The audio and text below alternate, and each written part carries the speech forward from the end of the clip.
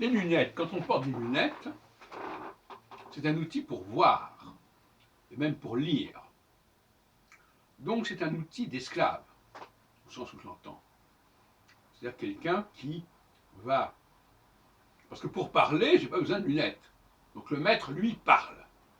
L'esclave, non seulement... Alors le scribe, il écrit ce que le maître parle, et l'esclave, il lit ce que le scribe a écrit. Donc il est à un troisième niveau. Alors il a donc des lunettes pour faire son travail. C'est un outil de travail, la lunette, pour le lecteur. Quelqu'un qui est un lecteur, c'est un outil de travail. Pour quelqu'un qui parle, il n'y a pas besoin de lunettes.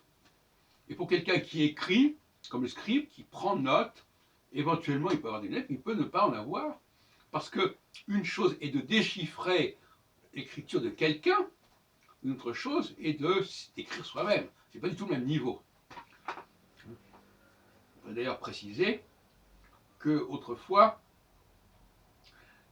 il y avait des imprimés, il y avait une imprimerie, mais les gens ne tapaient pas à la machine. Entre le milieu du 15e siècle, où on a inventé l'imprimerie, et le moment où on a mis à la disposition des gens des moyens d'écrire, des machines à écrire, et puis ne parlons pas d'autres appareils plus tardivement, il s'est écoulé énormément de temps.